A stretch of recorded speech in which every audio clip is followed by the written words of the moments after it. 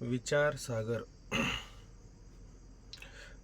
सागर ग्रंथामध्ये तरंग चौथा आणि चौथ्या तरंगामध्ये आपला विषय सुरू होता की मिथ्या जगत प्रतीतीच्या निवृत्तीचा उपाय. तर मिथ्या जगत प्रतीतीच्या निवृत्तीचा विचार करत असताना शिष्य त्या ठिकाणी म्हणतो की हे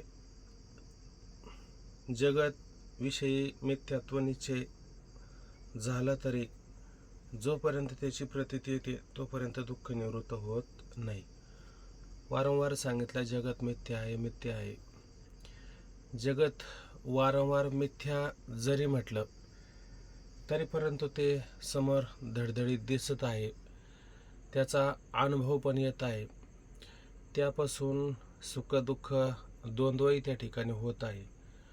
म्हणून जगत फक्त बोलाची कढी आणि बोलाचा भात खाऊन कोण तृप्त झाला.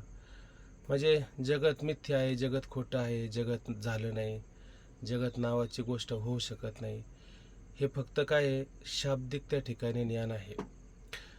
ज्ञान दोन प्रकारचे असतात. एक शाब्दिक ज्ञान असतं, म्हणजे ज्याला आपण परोक्ष ज्ञान असं म्हणतो, आणि एक असतं अपरोक्ष ज्ञान. अपरोक्ष म्हणजे दृढ अपरोक्ष असणारं ज्ञान. जोपर्यंत आपल्याला दृढ अपरोक्ष ज्ञान होत नाही तोपर्यंत आपण फक्त म्हणू शकतो जगत मिथ्या आहे, जगत मिथ्या आहे. परंतु नुसतं जगत मिथ्या आहे असं म्हणून नाही चाललं पाहिजे. तर जगत समोर प्रतीतीला येऊन सुद्धा, त्याचा अनुभव येऊन सुद्धा हे जगत मिथ्या आहे असं त्याचा निश्चय झाला पाहिजे. मग तो म्हणू शकतो का हे जगत खरोखर मिथ्या आहे. परंतु ह्या ठिकाणी शिष्याने अशी परिशंका केली की तुम्ही सांगता जगत मिथ्या आहे, असा निश्चय करून उपयोग होणार नाही. कारण जगत धडधडीत प्रतीतीला येत आहे, त्याचा अनुभव येत आहे, म्हणून हे जगत मिथ्या आहे असं म्हणून चालेल का? म्हणून जगत मिथ्या आहे असं म्हणून चालत नाही. बरं, त्याच्या निवृत्तीसाठी काय काय उपाय करायचं बरं? तर त्या निवृत्तीसाठी उपाय पण सांगितला की जसं आपल्याला स्वप्न पडतंय की नाही, मग स्वप्न खरं आहे का खोटं आहे? तर स्वप्न खोटंच आहे. मग स्वप्न खोटं जरी असलं तरी पण आपल्याला असं वाटतं ना, स्वप्न आपल्याला चांगलंच त्या ठिकाणी पडावं. तरी पण ते स्वप्न जर वाईट पडलं तर आपण त्याचा वारंवार विचार करतो की आज स्वप्न आम्हाला असं का पडलं आहे का नाही, असं त्या ठिकाणी आपण वारंवार त्याचा विचार करत असतो. तसं स्वप्न जसं मिथ्या आहे ते पडूच नाही, तसं जगत हे मिथ्या आहे ते आपल्याला प्रतीतीला येतच असतं, ते मात्र आपल्याला येऊच नाही असं त्या ठिकाणी तो म्हणतो. म्हणून याच्यावरती काही उपाय आहे का? तर श्री गुरु सांगतात बाबा याच्यावरती एकच उपाय. जसं आपल्याला स्वप्न पडू नये म्हणून त्याच्यासाठी काय करावं, आपण जागं राहावं. त्याला जप तप साधनं जरी आपण किती जरी केली तर जपतप साधनं करूनही लोकांना स्वप्न पडतात. त्यापेक्षा सरळ मुद्दा काय की स्वप्न पडूच नाही. म्हणून काय राहावं, माणसाने त्या ठिकाणी नित्याने जागं त्या ठिकाणी असावं. हे असो कैसे स्वप्न जागत या, माऊली म्हणतात. जाग्या माणसाला कधी स्वप्न पडेल का? जाग्या माणसाला कधीच स्वप्न त्या ठिकाणी पडत नाही. म्हणून जप तप उपाय करण्यापेक्षा त्या ठिकाणी जागा राहावं माणसाने. म्हणजे त्याला जगतातील संसार दिसू नये असे वाटत असेल त्याने आपल्या ब्रह्मरूप आत्मज्ञानाची जागृती नित्य ठेवावी. तसं आता आपल्याला हे जगत का प्रतीतीला येतं बरं? जगत कशावर प्रतीतीला येतं? तर जगताला आधारही आपण आहे, अधिष्ठानही आपण आहे, आणि त्या जगताला पाहणारे सुद्धा कोण आहेत? तर ते आपणच त्या ठिकाणी आहेत. म्हणजेच या ठिकाणी आपल्याला हे सगळं का प्रतीतीला येतं? तर याचं कारण एकच आहे का आपण आपल्या आत्मस्वरूपाला जाणत नाही. आपल्याला आपल्या ब्रह्मरूपाची जागृती ही मात्र नित्य राहत नाही. म्हणून जगत आपल्याला नेहमीच प्रतीतीला येत असतं. बरं, नुसतं प्रतीतीला किंवा अनुभवाला येतं असं नाही, ते धडधडीत खरोखर प्रतीतीला येतं. त्याच्यापासून अनुकूल प्रतिकूल सुख दुःख ह्या सगळ्या गोष्टी आपल्याला पापपुण्यासहित भोगावा लागत असतात. हे सगळं का करावं लागतं आपल्याला? तर आपल्या ठिकाणी असणारी जी जागृती आहे ती जागृती मात्र आपली नित्य मात्र नाही आहे. म्हणून काय म्हटलं की आपल्या ब्रह्मरूप आत्मज्ञानाची जागृती नित्य ठेवावी. आणि हे साधन आम्ही तुला पूर्वी सांगितले होते, तू ब्रह्म आहेस असा तुला उपदेश केला आहे का नाही? हे साधन आत्ता सांगितलं का? तर हे साधन आम्ही पूर्वीपासून तुला सांगत आहे की तू सच्चिदानंद ब्रह्म आहे असा बोध तुला उत्पन्न झालाच पाहिजे. आणि त्याच दृढ बोधाने संसाराची प्रतीती नष्ट होते. आता बघा, त्याच बोधाने संसाराची प्रतीती नष्ट होते.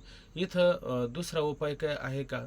जर आपल्याला रजेवर सर्प प्रतीतीला आला तर तिथं काय करावं आपण?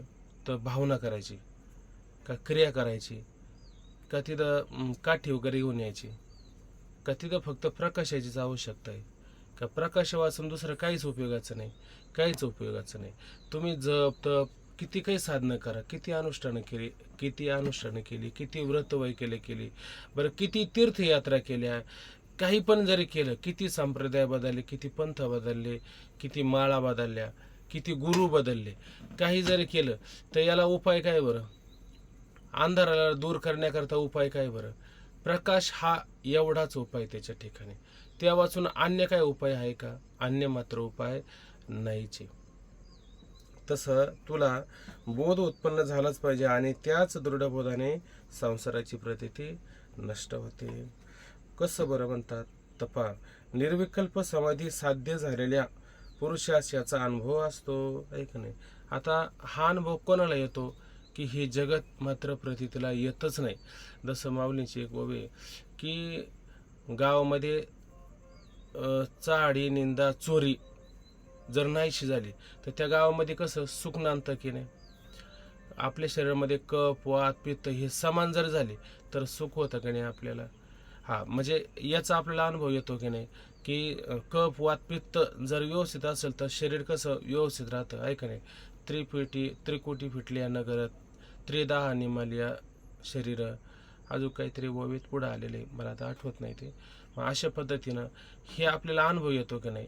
हा जसा अनुभव येतो तसा हा अनुभव कोणाला येतो की निर्विकल्प समाधीमध्ये प्राप्त झालेला जो पुरुष आहे की नाही, त्याला मात्र संसाराचा किंवा ह्या संसाराच्या सुखदुःखाचा आणि कोणत्याही प्रकारचा विषय मात्र राहत नाही. तो निर्विकल्प अशा समाधीला प्राप्त होतो. त्याला ह्या सगळ्या गोष्टीचा काय असतो? अनुभव त्या ठिकाणी असतो. असो, संसार दुःख निवृत्तीस या वाचून दुसरा उपायच नाही असे थोर ऋषीमुनी आणि साक्षात वेद स्वमुखाने सांगतात, हे का नाही? याच्यासाठी आपल्याला ह्या संसार दुःख निवृत्तीस या वाचून दुसरा उपायच नाही. म्हणजे या वाचून दुसरा उपाय नाही. कोणता उपाय नाही बरं? आतापर्यंत काय विचार केला? कोणता उपाय नाही या वाचून?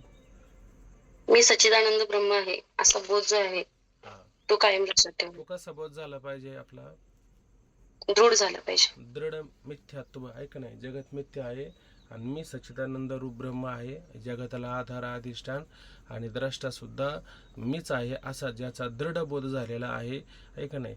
यासाठी कोणी ऋषीनं म्हटलं, जे नित्य मनन करतात त्या मुनीने म्हटलं आणि स्वतः वेद सुद्धा तेच आपल्याला सांगत आहे. ठीक आहे, आता आपल्याला परिच्छेद पाहायचा आहे, जीव ब्रह्माच्या अभेदाविषयी शंका. आता या ठिकाणी वेद काय सांगतो? ते ब्रह्म तू आहे असं वारंवार वर्णन करून सांगितलं का नाही वेदाने वारंवार वर्णन करून सांगितलं. अशी महावाक्य त्या ठिकाणी सांगतात. ऋषीनं सांगितलं, मुनीनं सांगितलं, वेदाने स्वतःच त्या ठिकाणी बायावर करून सांगितलेले आहेत. परंतु हे सगळंच वेदाने असं सगळं सांगितलं का आपल्याला? वेदाने सगळंच असं सांगितलं असं नाही ना. आपल्याला काय होतं, एकदम आपल्याला तत्वमासी हे महावाक्य पाहायला मिळालं का? पहिल्यांदा आपण ब्रह्मस्वरूपाला प्राप्त करून घेण्याकरता साधनं काही सांगितलेली आहेत. त्या साधनामध्ये किती साधनं सांगितली पहा बरं, जरा विचार करून. सगळी साधनं किती बरं?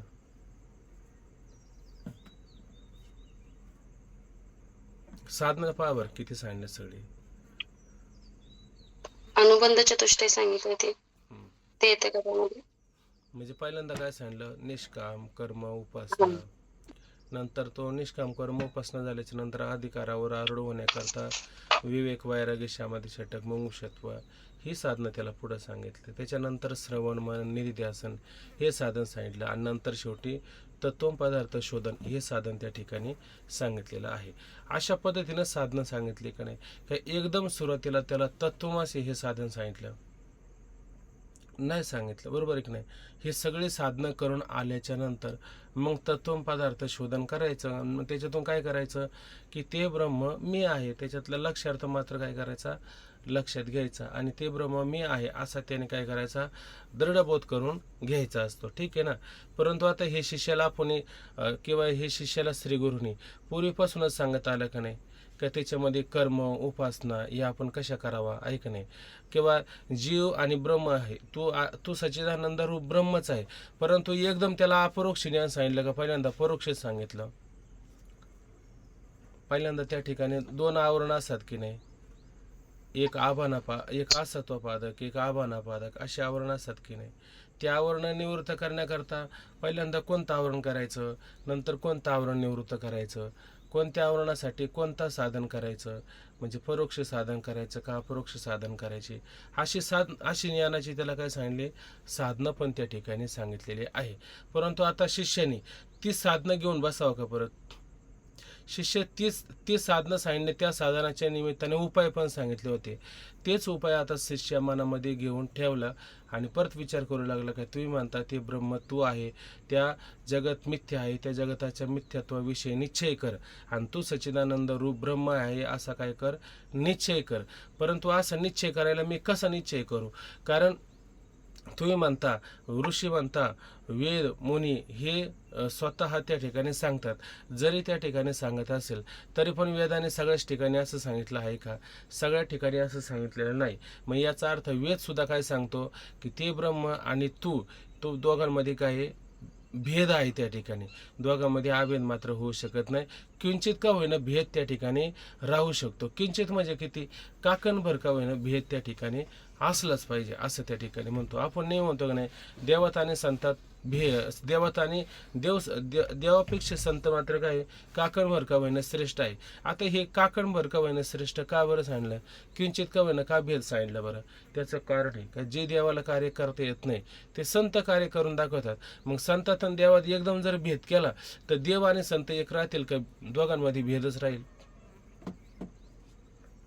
काय होईल बरं.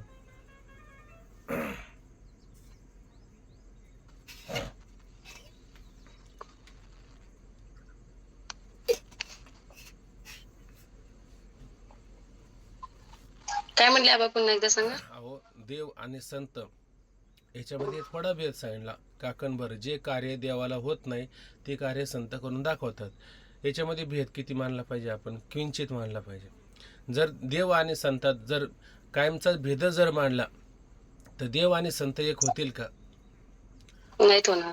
देव आणि संतामध्ये काय होईल, विरोध त्या ठिकाणी येऊ शकतो. बरोबर आहे का नाही. भेद कायमचा नाही. म्हणून भेद आहे का, भेद नाही. त्यामध्ये दोघांमध्ये कसं आहे, अभेदच आहे. जसं तरंग आणि पाणी या दोघांमध्ये काय भेद आहे बरं. तरंगात आणि पाण्यात, तरंग आणि समुद्र आहे का नाही, याच्यामध्ये काय भेद आहे, तर याच्यामध्ये थोडा भेद आहे फक्त. तरंग एक आकाराला आहे आणि बाकीचं पाणी मात्र निराकाराला आहे, एवढाच फरक आहे. मग ते पाण्यामध्ये एक आकार आहे, एक निराकार आहे. आकार निराकारामध्ये काय वाटतं, एक व्यक्त आहे आणि एक अव्यक्त आहे. पण अव्यक्तच व्यक्त होतं ना, बरोबर ना. जे अव्यक्त असतं तेच व्यक्त होतं.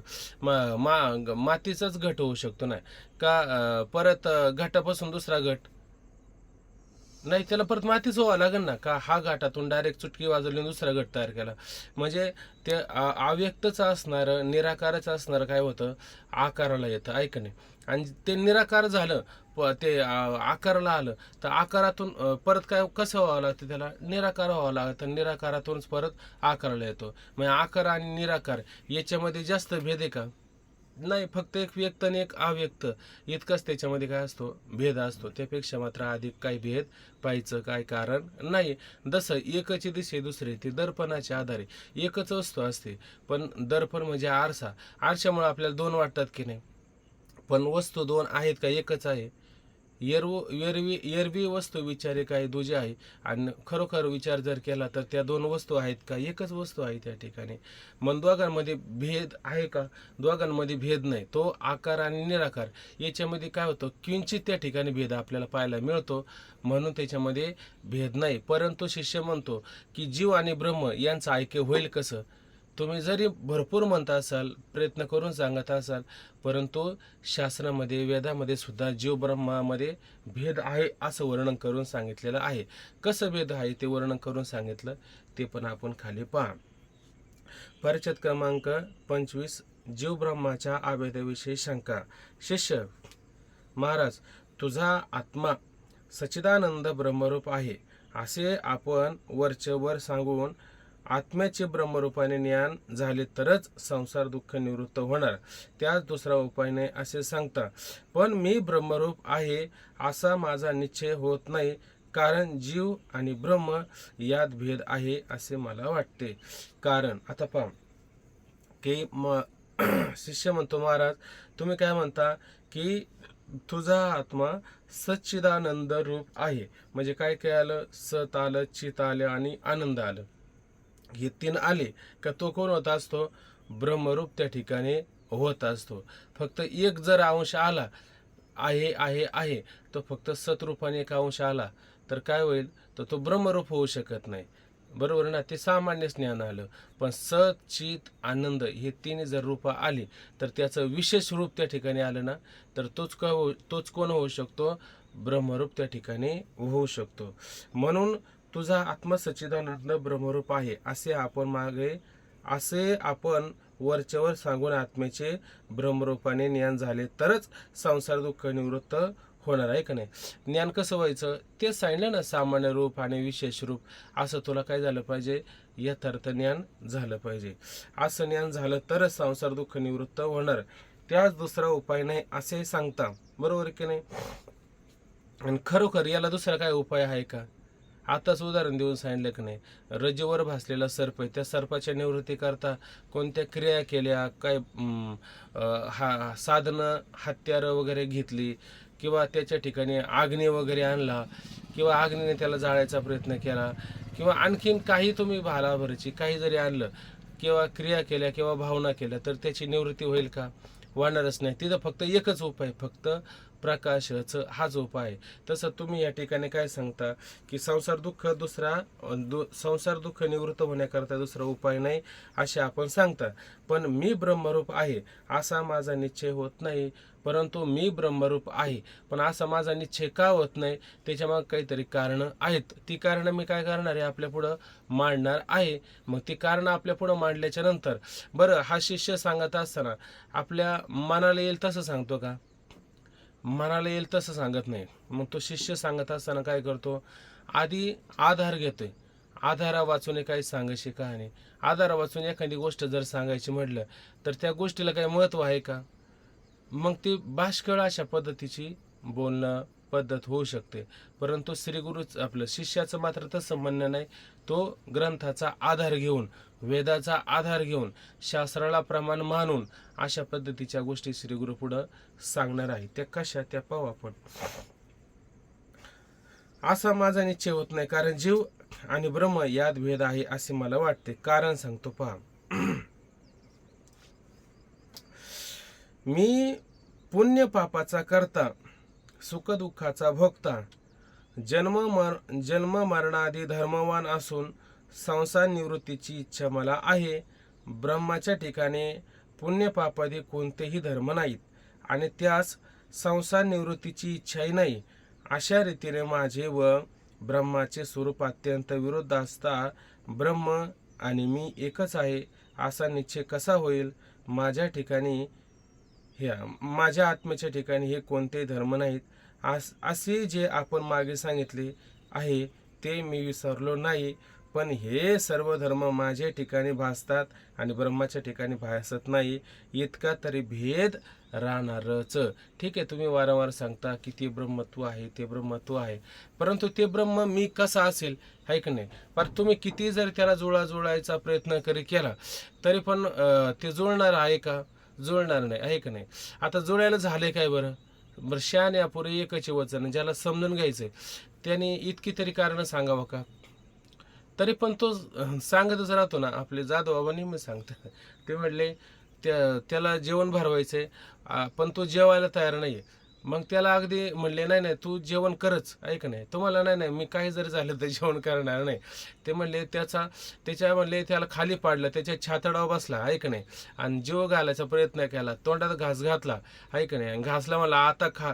तुम्हाला तू तोंडात घास घातला तरी काय होणार आहे, गिळायचा शेवटी आमच्याच हातात आहे ना. हा, तसं आता इथपर्यंत आणून घातलं तरी तो शंका करायचा थांबतो का? तर शंका करायचा मात्र थांबत नाही. मग श्रीगुरूने आपला प्रयत्न सोडला का? श्रीगुरू आपला प्रयत्न सोडत नाही. पण शिष्य सुद्धा काही सामान्य नाही. शिष्य मात्र प्रयत्नाची पराकाष्ठा करूनच या ठिकाणी काय आहे, तो जीव आणि ब्रह्मामध्ये भेद सांगतो. आता ही शिष्याला मुळात शंकाच नाही. शिष्य गुरु हे सगळ्या काही एक कल्पित तयार केलेलं आहे. आणि कशासाठी?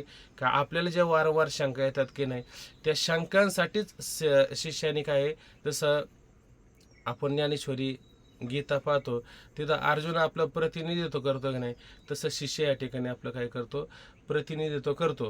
ही शिष्याला शंका नाही, मुळात ही शंका कोणाची? आपलीच असणारी शंका आहे. आणि आपल्याला असं वाटतं वारंवार की जीव आणि ब्रह्म याच्यामध्ये आभेद कसा होऊ शकतो? तर जीव आणि ब्रह्ममध्ये आभेद न होण्याची कारणं आता या ठिकाणी सांगितलं. तर काय सांगितलं की मी पुण्य पापाचा करता. बघा आता आपणही पुण्य आणि पाप करतो का नाही, आणि भोगायला कोण जातं? ईश्वर भोगतो का? तो भोगतच नाही. पुण्य आपण तयार करतो, पाप वास्तविक पाहिलं तर हे शरीर आहे का नाही, या शरीराला शास्त्रामध्ये त्या ठिकाणी शिती असं म्हटलेलं आहे, क्षेत्र असं म्हटलेलं आहे, बरोबर की नाही. आणि याच्यामध्ये चालवणारा क्षेत्रज्ञ आणि त्याला जाणणारा ज्ञानी असं 13व्या अध्यायामध्ये याचं वर्णन आलेलं आहे. हे क्षेत्र कसं तयार झालं, काय झालं, त्याच्यामध्ये भरपूर विचार आलेला आहे. मग हे क्षेत्र म्हणजे याला शेती का बरं म्हटलं? कारण ह्या शेतीमध्ये काय काय तयार होत असतं. याच्यामध्ये ज्वारी बाजरी पिकत नाही, याच्यामध्ये दोनच गोष्टी पिकतात, एक तर पाप पिकतं आणि एक तर पुण्य अशा पद्धतीने पिकत राहतं. अशा पद्धतीने ह्या शरीरामध्ये ही पिकत राहतं. आणि आता मी पाप पुण्याचा करता आहे हे कशाला धरून म्हणत असेल बरं? हा शरीराला धरून म्हणत असेल का आत्म्याला धरून म्हणत असेल? शरीराला टाकून जर दिलं त्याने तर काय होईल बरं? तो ब्रह्मच आहे ना. कारण तुकोबराय म्हणतात की नाही, ब्रह्म न लिंपे त्या मिळे, कर्मा अकर्मा वेगळे, तोच एकता या जाणे, पावे अनुभवले खुणे. म्हणजे ब्रह्म कधी आपले जाधव नेहमी सांगतात, ते म्हणजे तुम्ही जेवायला बसले का नाही, मग जेवायला बसल्याच्या नंतर काय धुता? जीभ धुता का हात धुता? कारण विचार जर केला तर हात धुतो. हा, आणि जेवण झाल्याच्या नंतर परत जीभ धुतो का हातच धुतो? मग जीभ धुवायला पाहिजे ना, आहे का नाही? पण तुम्ही जीभ धुता का? जीभ धुवायला पाहिजे, आहे का नाही? एवढं जीभनं सगळं खाल्लं तर जीभ कशाने मळाले का? जीभ कधी मळतच नाही, आहे का नाही? तसं लोक म्हणतात पुरी खाऊ खाऊ थकला, देवपूजाला लागला. अरे काय करायचं ते करू दे. सूर्याच्या पुढं सूर्य उगावला की नाही, लोक पापही करतात, पुण्यही करतात. परंतु त्या सूर्याच्या ठिकाणी काही पाप पुण्य लागतात का? त्याच्या प्रकाशातच सगळे व्यवहार होतात की नाही. तसं चैतन्याच्या प्रकाशामध्ये हे सगळे व्यवहार जर झाले तर पाप आणि पुण्य त्याला लागेल का? पापही लागणार नाही आणि पुण्य लागणार नाही. परंतु त्याच्यामध्ये आसक्ती ठेवली का त्याला पाप आणि पुण्य लागतं. माऊली म्हणतात की नाही, ते तत्वज्ञानाच्या ठाई, आहे का नाही. मग काय ओवे आठवत असेल बघा, तत्वज्ञानाच्या ठाई, ते तत्वज्ञानाच्या ठाई, अशी सुरुवात आहे. आठवतं कोणाला? ते अभिमान सांडवणे, गुणकर्म ओलांडवणे, साक्षीभूत होणे वर्तत असे, शरीरे जरी होते परिकर्मा बंधनात तळते. अशा ओवी बघा 3ऱ्या अध्यायामध्ये अशा ओव्या आलेल्या आहे. म्हणजे तो कर्म करतो सगळे, पण कर्मबंधाने कधी आकळला जात नाही. परंतु आसक्ती ठेवली आणि देह मी म्हटलं की देहाच्या ठिकाणी पापही लागतं आणि पुण्य आपल्याला लागत असतं. तर म्हणले मी पुण्य पापाचा करता, सुख दुःखाचा भोगता, ऐक नाही. आणि पाप पुण्यापासून काय तयार होत असतं बरं? पाप झालं म्हणजे दुःख होतं आणि पुण्य झालं म्हणजे सुख त्या ठिकाणी होत असतं. हे आपण दैनंदिन जीवनामध्ये पाहतो की नाही. पाप झालं मग आपलं दुःख ज्या अर्थी भोगायला आलं त्या अर्थी आपण पाप आपलं आहेच, आणि त्या पापाचंच फळ आपल्याला भोगा येतं का नाही, पापाचंच फळ भोगा येतं. मग सुख दुःख जे होतात ते कशाने होतात? पाप पुण्याने होत असतात. म्हणून पाप पुण्याचा मी कोण आहे? करता आहे. सुख दुःखाचा मी कोण आहे? भोगता आहे. शिवाय जन्म मरणादी धर्मवान असून संसार निवृत्तीची इच्छा मला आहे. शिवाय मी कोण आहे? जन्म मरणादी धर्मवान आहे. म्हणजे मला जन्म आणि मरण आहे का नाही, आणि ह्या जन्म मरणापासून मला वेगळं व्हायचं आहे असं मी इच्छा करतो का नाही, हे जन्म मरणच माझ्या दुःखाला कारण आहे का नाही. मग मी कसा आहे तर जन्म मरणादी धर्मवान असून संसार निवृत्तीची इच्छा मला आहे. म्हणजे संसार म्हणजे काय, जन्माला येणं आणि मरणं, यालाच काय म्हटलेलं आहे, यालाच संसार असं म्हटलेलं आहे.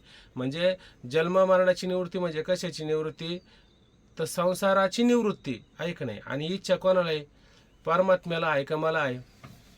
ब्रह्माने कधी अशी इच्छा केली का मला जन्म मरणादी ह्या सगळ्या गोष्टीतून बाजूला व्हायचंय. त्याला कधी असं वाटतं का, त्याला असं कधी वाटत नाही. आणि मला वाटतं का नाही, मग त्याला वाटत नाही मला वाटतं, त्या अर्थी तू आणि मी कसा आहे, दोघांमध्ये भेद असलाच पाहिजे. ब्रह्माच्या ठिकाणी पुण्य पापादी कोणतेही धर्म नाहीत. आता मला हाय पाप पुण्य हे मला मान्य आहे, पण ब्रह्माने कधी म्हटलं का मला पाप आणि पुण्य लागलं कधी.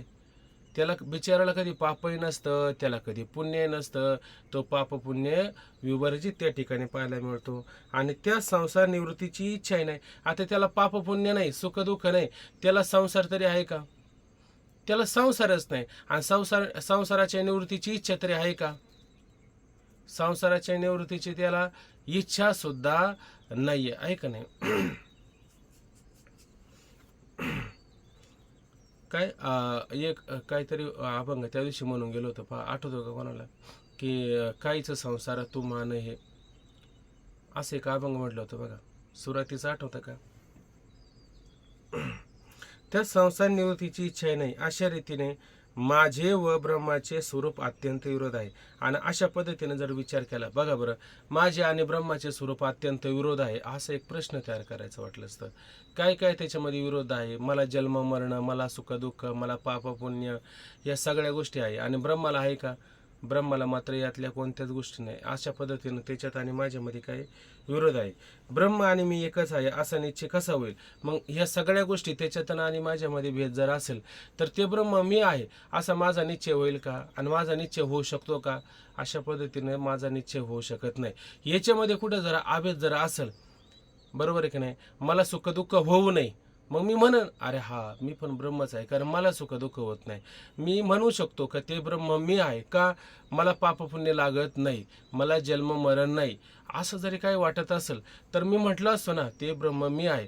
परंतु हे सगळे धर्म माझ्या ठिकाणी आणि त्या ब्रह्माच्या ठिकाणी एकही धर्म नाही, म्हणून दोघांमध्ये काय अत्यंत विरोध आहे. मग तो ब्रह्म मी आहे किंवा एकच आहे असा निश्चय कसा होईल. माझ्या आत्म्याच्या ठिकाणी हे कोणतेच धर्म नाही असे जे आपण मागे सांगितले. आता तू मागं सांगितलं का नाही की तुला भ्रमामुळं काय वाटतं बरं, भ्रमामुळं काय होत होतं, सुरुवातीला तरंग सुरुवाताना चौथा, तुला हे सगळं भ्रमामुळं वाटतं. काय वाटत होतं, अरे बाबा तुझ्या ठिकाणी दुःख लेश मात्र सुद्धा नाही, आणि तुला स्वरूपाची प्राप्ती करायची, ब्रह्मानंद प्राप्त करून घ्यायचा आहे, ऐक नाही, आणि संसार दुःखाची निवृत्ती करून घ्यायची, अशा पद्धतीनं तुला मोक्ष प्राप्त करून घ्यायचा आहे. हा तुला भ्रम नाही का, हा तुला भ्रम आहे. आता हे तुम्ही मागं सांगितलं का नाही, हे तुम्ही मागं सांगितलं. बरं बाकीच्या साधकांसारखं मी आहे का, की त्यांना सांगितलेलं आठवत नाही. म्हणजे मी कसं आहे, मला तुम्ही मागं काय काय सांगता हे माझं सगळं लक्षात आहे. तुम्ही तरंग सुरू झाला का नाही, आम्ही तिघं शुभसंतती राजाची मुली आहेत, मी सगळ्यात थोरला आहे आणि मी बोलायला सुरुवात केलेली आहे. बाकीचे दोघं बोलले नाहीत. न बोलण्याचं कारण काय ते माझ्या लक्षात आहे. आणि सुरुवातीनं तुम्ही मला काय काय सांगितलं ते सुद्धा माझ्या लक्षात आहे. का मी ते विसरलो, मी मात्र ते विसरलेलो नाही. माझं ते पक्क लक्षात आहे. तुम्ही काय सांगितले का हे तुला सगळं भ्रमाने वाटतं आणि हे मला भ्रमाने वाटतं, पण शास्त्राने हे सांगितलं का नाही का मग मला भ्रमाने वाटतं असं कसं काय म्हणता येईल, असं मात्र म्हणता येत नाही. हे शास्त्र सुद्धा सांगत आहे या ठिकाणी. मग माझ्या आत्म्याच्या ठिकाणी हे कोणतेच धर्म नाही असे जे आपण मागे सांगितले आहे ते मी विसरलो नाही. पण हे सर्व धर्म माझ्या ठिकाणी भासतात आणि ब्रह्माच्या ठिकाणी भासत नाही. इतका तरी भेद राहणार. इतका तरी भेद का राहणार बरं, हा एक प्रश्न तयार करायचा. इतका तरी का भेद राहणार, कारण हे सगळे धर्म कोणाच्या ठिकाणी प्रतीतीला येतात, भासतात, अनुभवला येतात. ब्रह्माच्या ठिकाणी एक सुद्धा त्या बिचाराला अनुभव नाही, सांगायला तयार नाही. आणि मी तर उठलो का नित्य उठून या मला तोच सांगायचा विषय, माझं आज काय व्हायचंय, आज मी काय करू, असं रोज काळजी लागते. तसं त्याला आहे का कोणत्या प्रकारची काळजी? म्हणजे त्याच्यातून माझ्यात भेद आहे का नाही? त्याच्यातून माझ्यात अशा पद्धतीनं भेद इतका का होईना त्या ठिकाणी भेद हा राहणारच.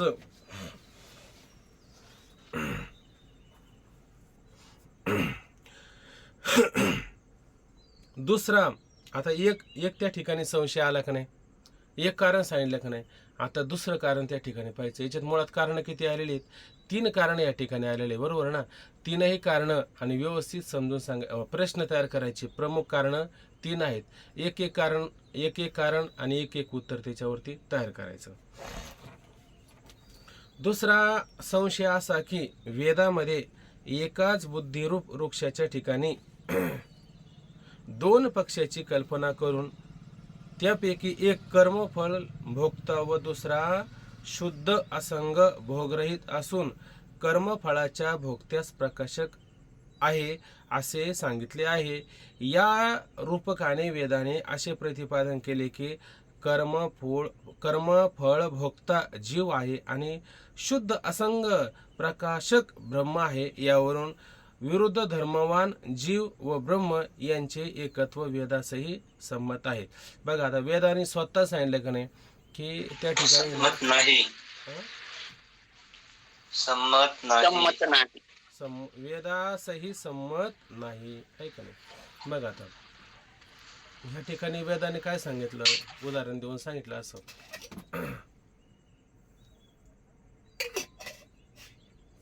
की तुका म्हणे केले झाले एके घरी मज आणि हरी तू मागाठी. एके घरी म्हणजे काय की एक त्या ठिकाणी ना वृक्ष आहे आणि त्या वृक्षाला पुष्कळ अशा पद्धतीची फळं आलेली आहे. मग ती फळं आहे ना त्याच्यामध्ये 2 पक्षी आहे. तर 2 पक्षी आहे त्या वृक्षावरती. एक पक्षी त्या ठिकाणी काय करतोय, फळं खातोय. मग फळं खात असताना काही आंबट फळं असतील, काही गोड फळं असतील. मग गोड फळ खाल्लं की त्या पक्षाला काय होत आहे, आनंद होत आहे. आणि आंबट फळ खाल्लं की त्या पक्षाला काय होत आहे, दुःख होत आहे. म्हणजे अशा पद्धतीनं एक पक्षी काय करतोय, नुसती त्या ठिकाणी फळं खातोय. कोणती फळं खातोय? सुखदुःखाची फळं खातो. म्हणजे कोणती फळं खातोय? सुखदुःखाला कारण काय? सुखदुःखाला कारण काय आहे? पाप आणि पुण्य. हे सुखदुःखाला कारण आहे. मग सुखदुःखाची फळं खातोय म्हणजे कोणती? पाप पुण्याची त्या ठिकाणी तो फळं खात आहे, ऐक नाही. आणि सुख झालं का, माझ्यासारखा आनंदी कोणी नाही, माझ्यासारखा मनुष्य कोणी नाही, माझ्यासारखा दुसरा कोणी सुखी नाही, असं तो वारंवार म्हणतो. आणि दुःख झालं की काय करता म्हणले, जगात सगळीकडे दुःखच दुःख आहे, असं तो वारंवार म्हणत असतो. कोण म्हणतो? जो फळं खातोय तो म्हणतो. आणि जो फळं खात नाही तो काय म्हणतो का? तो काय म्हणत नाही, आहे का नाही? तो दुरून पाहतोय, आहे का नाही? दुरून पाहतो. आणि जसे संत पाहतात का नाही दुरून, ते लोकांना उपदेश करतात की नाही, की बाबा उठा जागे वारे आता, स्मरण करा पंढरीनाथा, भावे चरणी ठेवा माथा, चुकवा व्यथा जन्माच्या, धनदारा पुत्रजन, संसार दुःख मुळ, चौकडी इंगळ, विश्रांती नाही कोठे, रात्रंदिवस तळमळ. याचा संतांना लेश तरी आहे का? ते फक्त दुरून पाहतात का त्याच्यामध्ये आसक्ती धरतात संत कधी? आणि त्याच्यात जर आसक्ती असली तर ते म्हटले असते का, बरे झाले देवा निघाले दिवाळे, असं म्हणायचं काही काम राहिलं असतं का? असं म्हणायचं काही काम राहिलं नसतं. याचा अर्थ काय? ते संत कसे असतात? द्रष्टा होऊन पाहतात की नाही? द्रष्टा होऊन पाहतात. तसं ह्या बुद्धिरूपी बुद्धिरूपी वृक्षावरती, बुद्धिरूपी वृक्ष आणि त्याच्यावरती किती पक्षी आहे? 2 पक्षी आहे. एक त्या ठिकाणी आहे ब्रह्म. ब्रह्म म्हणजे इथं कोणतं घ्यायचं बरं? ब्रह्म इथं आत्मा, कुटस्थ किंवा व्यापक ब्रह्म असं घ्यायचं का? इथं कोणतं घ्यायचं ब्रह्म? तुका म्हणे झाले केले एके घरी मज आणि हरी तू मागाठी. अंतकरण माझ्या पद्धतीनं म्हणजे मला असं वाटतं बरं का, की अंतकरण अधिष्ठान चैतन्य आणि त्या चैतन्याचं अंतकरणामध्ये पडलेलं प्रतिबिंब, बरोबर ना? आभासासहित तो आपण जीव मांडला ना. अंतकरण आभासासहित त्याला जीव म्हटलं ना, विशिष्ट असं म्हटलं, ऐका नाही. आणि अंतकरण जर उपाधी असेल तर त्याला जीव असं म्हणता येईल का? अंतकरण विशेषण झालं तर जीव भाव राहतो ना. आणि अंतकरण उपाधी असेल तर तो साक्षीच होईल ना त्या ठिकाणी, साक्षी. तो साक्षी होईल. मग जीवभाव कुठपर्यंत राहील बरं? जोपर्यंत ते अंतःकरण विशेषण होतं, मी सुख, मला सुख आहे, मला दुःख आहे, असं अंतःकरणच म्हणतं का वेगळं काय म्हणतं? का सुख दुःख धर्म हे अंतःकरणाचेच आहे का जीवाचे आभासाचे आहेत? पहा बरं, सुख दुःख धर्म कशाचे? अंतःकरणाचे आहेत का आभासाचे आहेत? का आभास सच्चिदानंद रूपच आहे? अंतःकरणाचे ते सगळे सुख दुःख धर्म अंतःकरणाचे. अंतःकरणाचे धर्मच आभासावर येतात की नाही? आणि तो आभास काय म्हणू लागला? माझ्या ठिकाणी सुख आहे, माझ्या ठिकाणी दुःख आहे, ब्रह्माच्या ठिकाणी सुख नाही, ब्रह्माच्या ठिकाणी दुःख नाही, असं म्हणतो. आता मला सांगा, ते कुटस्थ आहे का नाही? आणि कुटस्थाच पडलेलं काय त्या ठिकाणी? प्रतिबिंब आहे. आणि ते प्रतिबिंब, त्या प्रतिबिंबाला हे कुठं कळतं की मी सच्चिदानंद रूप आहे? कारण ते सच्चिदानंदाचंच प्रतिबिंब माझ्यात मी पडलेलो आहे का नाही? मग ही बिंब आणि प्रतिबिंब याच्यात कोणता भेद आहे का? बिंबात आणि प्रतिबिंबामध्ये कोणताच भेद नाही. परंतु ते अंतःकरण जोपर्यंत त्याला विशेषण होतं का नाही, तोपर्यंत बुद्धिरूपी घाटावरती, आपलं बुद्धिरूपी वृक्षावरती हे दोन पक्षी राहणारच का नाही? कुठपर्यंत राहील? जोपर्यंत ते अंतःकरण विशेषण आहे तोपर्यंत. आणि जर ते अंतःकरण उपाधी जर झालं तर पक्षी दोन राहतील का एकच होतील? पक्षी एकच होईल, आहे का नाही? कोण? फक्त त्याचा द्रष्टा, फक्त त्याचा तो साक्षी. आणि हे आपण आधी नाही सांगितलं का? हा विचार माग झाला नाही का आपला? हा विचार मागच त्या ठिकाणी झालेला आहे. पण शिष्याने परत ती शंका काय केली? उकरून या ठिकाणी काढली. हे संगती लागते ना बरोबर? उपाधी विशेषण अंतःकरण जर असेल तर, हा विशेषण असेल तर मग एक बुद्धिरूपी वृक्षावरती किंवा त्या ठिकाणी एक सामान्य रूप केलं तर त्या वृक्षावरती दोन पक्षी, एक फळ खाणारा आणि एक फळ खातो त्याला पाहणारा. हे कुठपर्यंत? जोपर्यंत अंतःकरण विशेषण असेल तोपर्यंत. अंतःकरण उपाधी झाले का पक्षी मात्र कसा? एकच राहू शकतो, तो फक्त त्याचा साक्षी द्रष्टा एवढंच राहू शकतो. चला ठीक आहे. दुसरा संशय असा की वेदामध्ये एकाच बुद्धिरूपी वृक्षाच्या ठिकाणी दोन पक्षाची कल्पना करून, म्हणजे हे त्या ठिकाणी काय केलेलं आहे? रूपक त्या ठिकाणी केलेलं आहे. त्यापैकी एक कर्मफळ भोगता व दुसरा शुद्ध असंग. कर्मफळ भोगता म्हणजे जो अंतःकरण आपल्यावरती घेतलं किंवा अंतःकरणाचे सुख दुःख आपल्यावरती घेतलं आणि जीवपणा ज्याच्या ठिकाणी आलेला आहे, तो कसा झाला? त्या ठिकाणी कर्माचा फळाचा भोगता, आहे का नाही? असा त्या ठिकाणी झाला. आणि दुसरा कोण आहे? असंग सच्चिदानंद रूप असणारा काय? ब्रह्म. म्हणजेच तो कोण लक्षात घ्यायचा या ठिकाणी आपण? अंतःकरण अधिष्ठान चैतन्य. त्याला काय म्हणतो आपण? चैतन्य. झालं चैतन्य. मी सांगितलं ना, अंतःकरण अधिष्ठान चैतन्य. त्याला काय नाव आहे?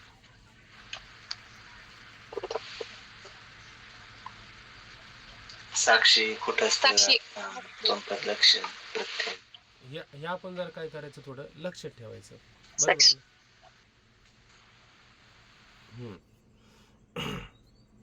तर दुसरा भोगता व एक कर्मफळ भोगता व दुसरा शुद्ध असंग भोगरहित असून कर्मफळाच्या भोगत्यास प्रकाशक आहे, ऐक ना. आणि जो कर्मफळ भोगतोय की नाही त्याचा प्रकाशक म्हणजे काय करतोय? अहो त्याच्या प्रकाशाने याचा प्रकाश आहे ना, आहे का नाही? त्याचा जर प्रकाश नसेल तर याच्यावरती काय प्रकाश आहे का? नाही. तो आहे म्हणून हा आहे. तो जर नसेल तर हा आहे का? जसं घाटामध्ये आपल्याला सूर्याचं प्रतिबिंब पाहायला मिळालं, घाटात असणाऱ्या पाण्यामध्ये. मग सूर्य आणि सूर्याचं प्रतिबिंब याच्यात काय भेद आहे का? भेद नाहीच आहे का नाही? पण त्याच्यातला तो आभास म्हणू लागला सुख दुःख धर्म माझे आहे असा तो म्हणू लागला. ते आता पुढं पाहणार आहे त्या आभासाच्या 7 अवस्था कोणत्या काय आहेत ते पुढे येणार आहे आपल्याला सगळं. ठीक आहे. मग असंग प्रकाशक म्हणजे त्याला प्रकाशक म्हणजे त्याचा कोण आहे? साक्षी रूपाने आहे. यावरून विरुद्ध धर्मवान जीव व ब्रह्म यांचे एकत्व वेदासही संमत आहे, आहे का नाही? मग वेदाला सुद्धा मान्य आहे का नाही? तुम्ही वेदात काय म्हटलं? वेदासही संमत नाही, आहे का नाही? मी ते वारंवार तसंच म्हणतो, काय माहिती मला ते सवय झाली. हा, वेदासही संमत नाही. यावरून ते दोघं धर्म एक सारखे आहेत का? ते दोघांच्या धर्माचे विरुद्ध आहे. थोडं पुढचं. दोघांचे धर्म विरुद्ध आहे का नाही? तर दोघांचे धर्म विरुद्ध आहे. आणि हे मलाच मान्य आहे का? वेदाला सुद्धा मान्य आहे. वेदाला सुद्धा ते वेदालाही मान्य आहे. म्हणून काय म्हटलं की दोघांचं एक ह्या जीव व ब्रह्म यांचे एकत्व आहे का नाही, वेदासही संमत नाही. म्हणून दोघांचं एकत्व आहे असं वेदाला सुद्धा मान्य मात्र नाही. आणि वेदच अशा पद्धतीनं जीव आणि ब्रह्मामध्ये भेद करतो. मग जीव आणि ब्रह्मामध्ये जर भेद असेल तर माझं म्हणणं कुठं चुकीचं आलं, तर माझं म्हणणं चुकीचं होऊ शकत नाही. म्हणून जगत तुम्ही किती मिथ्यात्व निश्चय करायला सांगितला तर कसं काय मिथ्यात्व निश्चय होईल? मिथ्यात्व निश्चय होणार नाही. मी फक्त काय म्हणू शकतो, बोलाचीच कढी बोलाचाच भात एवढं फक्त म्हणू शकतो, ऐक नाही. आणि बोलाची कढी बोलाचा भात खाऊन कोणाचं पोट भरल का? भरणार नाही, आहे का नाही. हे जर वेदाला मान्य असेल ना, जीव आणि ब्रह्म एकच आहे, तर मग मी पण मान्य केलं असतं आणि मग कसं झालं असतं, मुक्त झालं असतं. पण वेदाने सुद्धा त्या ठिकाणी मान्य केलेलं नाही. दोघांमध्ये भेद हा राहणार असा वेद ज्या अर्थी सांगतो त्या अर्थी निश्चय होऊ शकत नाही. हे झालं दुसरं कारण. आता तिसरं कारण या ठिकाणी आपल्याला पाहायचं. तिसरे असे की वेदाने कर्म उपासनेचे पुष्कळ प्रतिपादन केले आहे. ते ब्रह्मा जीवाचा किंवा जीवात ब्रह्माचा अंतर्भाव केल्यास सांगता येणार नाही. ब्रह्म उपास्य आहे, जीव उपासक आहे. ब्रह्मस्वरूपा जीवाचा अंतर्भाव म्हणावा तर कर्म किंवा उपासनेचा अधिकारीच नाहीसा होईल. आणि जीवाचा ब्रह्मात अंतर्भाव म्हणावा तर उपास्य नाहीसे होईल. या योगाने वेदाने प्रतिपादन केलेल्या कर्म उपासनेस निष्फलत्व येणारच. आणि वेदास निष्फलत्व मानणे सिद्धांत मतात इष्ट नाही, योग्य नाही, बरोबर नाही. बघा आता तिसरं कारण लक्षात घ्या. आता लक्षात असं घ्यायचं की आपण कोणाची पूजा करत असतो? देवाची पूजा करतो, बरोबर आहे ना? का देव आपली पूजा करतो? बरं, ज्ञान झालं तर तो देवपूजा करत नाही का? का त्याने देवपूजा सोडून दिली? करताना तुम्ही घर देवपूजा विचार सागर ऐकता की नाही? आणि देवपूजा करता, बरं दुसऱ्याला कमायला करायला लावता की नाही? बरं, मग ज्या अर्थी तुम्ही आता मला सांगा, आपण आपली कधी पूजा करतो का? ताट तयार करा, निरंजनी लावा, त्याच्यामध्ये हळदी कुंकू ठेवा, त्याच्यामध्ये अक्षदा वगैरे ठेवा, फुलं वगैरे ठेवा. अशी ताट घेतो आपण आणि आपणच आपल्याला असं ववाळतो, अक्षदा घेतो आपल्या डोक्यावर टाकतो, गंध आपल्याला लावतो. आपण आपल्याला कधी ववाळतो का? असं नाही ना वळतो आपण आपल्याला कधी. मग आपण दुसऱ्याला ववाळतो, आहे का नाही? म्हणजे ज्या अर्थी दुसऱ्याला ववाळतो त्या अर्थी तुम्ही दुसऱ्याला ववाळता हा दुसरा शब्द आलाय की नाही? दुसरा शब्द आला. तसं तुम्ही देवपूजा करता, मग देवपूजा करण्याकरता दुसरा असला पाहिजे का नाही? स्वतःची स्वतः कधी पूजा करतो का आपण? उपासना करताना आपण म्हणतो की नाही तुमच्या आवडीचा देव कोणता? मग कोणाला राम, कोणाला कृष्ण, कोणाला राधा, कोणाला स्वामी समर्थ, कोणाला काही ना काही आवडतं की नाही? आणि तो त्याची उपासना करतोय की नाही? मग तुम्ही कोणाचे उपासक आहात?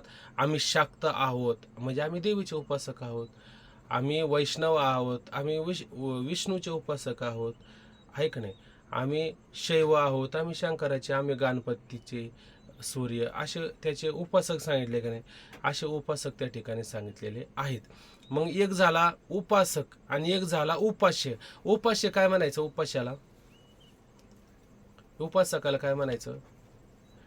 एक भक्त आणि एक देव. याच्यात उपास्य कोण? देव उपास्य. आणि उपासक कोण? उपासक कोण? भक्त उपासक. हे आलं का नाही? असं लक्षात. तिसरे असे की वेदाने कर्म उपासनेचे पुष्कळ प्रतिपादन केलेले आहे. आता हे कर्म उपासना प्रतिपादन केले, पण हे कर्म उपासना कधी सांगितले आपल्याला? परतत्व पदार्थ शोधन इथं आल्यावर सांगितले का आधीच सांगितले आपल्याला? का कर्म उपासना अंतःकरण शुद्धीचं साधन आहे का अंतःकरण स्थिरतेचं साधन आहे? अंतःकरण शुद्धीचं साधन. ते अंतरंग साधन आहे का बहिरंग साधन आहे? बहिरंग साधन. बहिरंग साधन आहे. आता तुम्ही अंतरंग साधनात आल्याच्या नंतर बहिरंग साधनाचं काय आलं तिथं?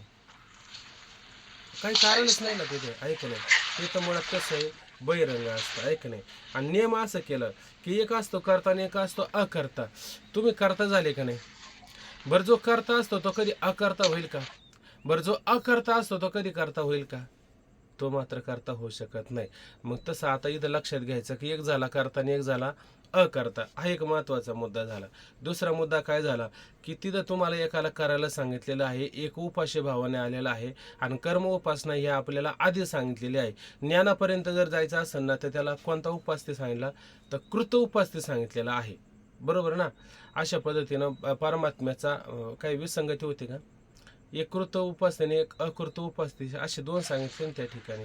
हा हो बरोबर. बरोबर. बघा आता नियम काय केलं की कर्म उपासना आपण कुठपर्यंत करायची असती हा एक नियम दिलाय की नाही. जसं माऊली म्हणतात, जवळ निरार्थ नाही तव व्यापार असे पायी, मग संतुष्टीच्या ठाई कुंठे सहज, तृप्त झाली असं जैशी साधने सरते अपैशी, आत्मतृष्टी तैशी कर्म नाही, जवळ या अर्जुना तो बोध भेटेना मना, तवच या साधना भाजावी लागे. अशा ओव्या आपण पाहतो की नाही. म्हणजे आपलं जेवण झाल्याच्या नंतर ताटं तशीच राहतात का ती बाजूला सरतात? जेवण भाकरी हे बाजूला ठेवूनच द्यावं लागतं ना. का तो का ते का बरोबरच घेऊन फिरतो आपण? नाही ना. तर जोपर्यंत तृप्ती होत नाही तोपर्यंत ही साधना करायची. आणि तृप्ती झाल्याच्या नंतर साधनाची काय आवश्यकता आहे का? साधनाची आवश्यकता नाही. कोणतं साधन राहत नाही, एकच साधन राहतं, ते ब्रह्म मी आहे असं माझा काय झालेलं आहे, दृढ निश्चय झालेला आहे. आता मी ब्रह्म आहे असं बोलायला सुद्धा शिल्लक राहतो का? बोलायला सुद्धा शिल्लक राहत नाही. मग त्याच्यातून काय घ्यायचं की अंतःकरण शुद्ध झालं, अंतःकरण स्थिर झालं की त्याने परत कर्म उपासना करण्याच्या मागं लागो नाही, असं त्या ठिकाणी काय नियम आलेला आहे. असो, आता त्याने पूर्वीचं परत ते उकरून काढलं. काय म्हटला की तिसरे असे की वेदाने कर्म उपासनेचे पुष्कळ प्रतिपादन केलेले आहे, ते ब्रह्मात जीवाचा किंवा जीवात ब्रह्माचा अंतर्भाव केल्यास सांगता येईल. आता तुम्ही काय म्हणता, जीव आणि ब्रह्म यांच्यामध्ये एकत्व आहे. कसं काय एकत्व आहे? बरं जीवाचं ब्रह्मात एकत्व केलं तर काय नष्ट होईल? उपास्य नष्ट होईल का उपासक नष्ट होईल? बरं उपासक नष्ट होईल. उपासक काय होईल? नष्ट होऊन जाईल ना. हा जीव आहे. जीव कोण आहे? उपास्य आहे का उपासक आहे? उपासक. आणि हे जीवच ब्रह्मामध्ये एक रूप झाला, त्याचं अंतर्धान झालं तर का कोणती गोष्ट नष्ट होईल? उपासक राहणार नाही ना. उपास्य हा? उपास्य नष्ट होईल. हा, तो भक्तच राहणार नाही. उपासक नष्ट होईल. उपासक सोनाली ताई, उपासक अहो, नष्ट जीव होईल. कोण आहे? उपास्य आहे का उपासक आहे? असं लक्षात घ्या. उपासक आहे. जीव उपास्य आहे, भक्त उपासक आहे. दोन्ही एक झाले तर उपासक नष्ट होईल म्हणजे भक्त नष्ट होईल. हा, आणि ब्रह्म आहे तसं राहणार ना, म्हणजे उपास्य तसंच राहणार ना. बरं, ब्रह्माचा जीवात अंतर्भाव केला तर काय नष्ट होईल? आता उपास्य नष्ट होईल. ब्रह्माचा उपास्य जीवात नष्ट जर होईल, एक आहे का केलं नाही? तुम्ही याच्या पाण्याचा तरंगाचा पाण्यात अंतर्भाव करा किंवा पाण्याचा तरंगाचा अंतर्भाव केला तर काय होतं शेवटी? अशा पद्धतीनं उपासक किंवा उपास्य नष्ट त्या ठिकाणी होऊ शकतो, आहे का नाही? ते ब्रह्म जीवाचा किंवा जीवात ब्रह्माचा अंतर्भाव केल्यास सांगता येणार नाही. ब्रह्म उपास्य आहे, जीव उपासक आहे. ठीक आहे. ब्रह्म स्वरूपात जीवाचा अंतर्भाव म्हणावा तर कर्म किंवा उपासनेचा अधिकारीच राहणार नाही, आहे का नाही? आता ब्रह्म स्वरूपात जीवाचा अंतर्भाव जर झाला तर कर्म उपासना करणारा कोण आहे? तर जीव त्या ठिकाणी आपल्याला सांगितलेला आहे. मग त्या ठिकाणी उपासना करणारा जो जीव आहे तो जीवच नष्ट जर झाला तर मग त्याचा अधिकारी कोण? ब्रह्म तर मानता येईल ना. ब्रह्म कसं काय करेन त्या ठिकाणी कोणाची उपासना वगैरे? ब्रह्म करतच नाही ना. तो तर आपल्या स्वरूप स्थितीवर आलेला आहे का नाही? तो त्याच्या मूळच्या स्वरूप स्थितीवरती, त्याला बाकीचं काही करायचं शिल्लक राहिले का? बाकीचं काही करायचं शिल्लक नाही. तो आपल्या स्वरूप स्थितीवरतीच आहे. मग करायचं कोणाला? जीवाला करायचंय, आहे का नाही? आणि जीवच त्या ठिकाणी त्याचा करता आहे का नाही? जीवच त्या ठिकाणी करताय. आणि हा जीवच त्या ब्रह्मस्वरूपात एक जर झाला तर जो जीव त्या ठिकाणी अधिकारी म्हणजे उपासक आहे तो त्याचा अधिकारी नष्ट होतो, म्हणजे उपासक नष्ट होतो. मग उपासनेचा अधिकारीच नाहीसा होईल आणि जीवाचा ब्रह्मात अंतर्भाव म्हणावा तर, आहे का नाही? ते ब्रह्म कोण आहे? उपास्य आहे.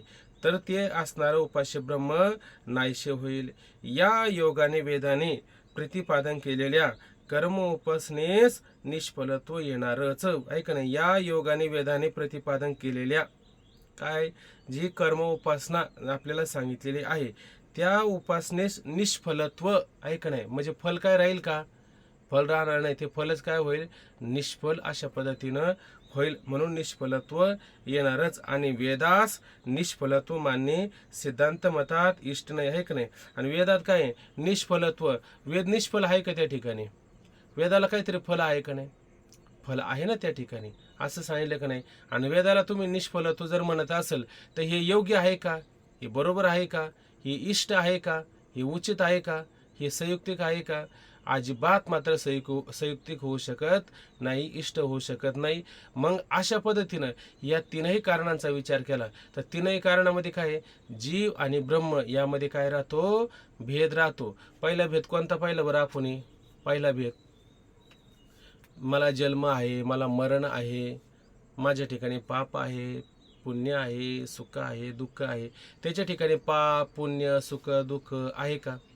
त्याच्या ठिकाणी पाप नाही, सुख नाही, दुःख नाही, काही नाही, आहे का नाही? हा दोघांमध्ये भेद आहे का नाही? दोघांमध्ये भेद आहे. त्याच्यानंतर दुसरं उदाहरण काय सांगितलं की बुद्धिरूपी वृक्ष, त्याच्यावरती 2 पक्षी सांगितले. एक कर्म भोगणारा आहे, कर्मफळाचा भोगता आहे, आणि दुसरा काय आहे? त्याला पाहणारा द्रष्टा आहे का नाही? मग एक खातो आणि एक पाहतो. एक काय करतो? एक खातो आणि एक पाहतो. कुठं? बुद्धिरूपी वृक्षावरती, ऐक नाही? मग अशा पद्धतीनं काय होतं? दोघांमध्ये भेद आपल्याला पाहायला मिळतो. आणि तिसरं कारण काय पाहिलं की त्या ठिकाणी एक उपासक आहे, एक उपास्य आहे. उपासकाचा जर उपास्यामध्ये अंतर्भाव जर केला आणि उपासकामध्ये जर अंतर्भाव जर केला तर उपास्य नष्ट होईल, आहे का नाही? आणि हे मात्र वेदाला, आणि मग काय होईल? वेदाने हे सांगितलेलं आहे, तर वेद कसा होईल? निष्फलत्व होईल. आणि हे म्हणणं मात्र इष्ट नाही. म्हणून अशा पद्धतीनं काय होतं की ह्या तीनही कारणावरून जीव ब्रह्माचा भेद आहे हे निश्चय होतो. आणि अशा पद्धतीने जर मी निश्चय जर केला आणि तुम्ही वरून सांगता जगत मिथ्या आहे, जगत नावाची गोष्ट झाली नाही, मग नक्की निश्चय मी कोणता करू? ह्या गोष्टीचा निश्चय करू का त्या गोष्टीचा निश्चय करू?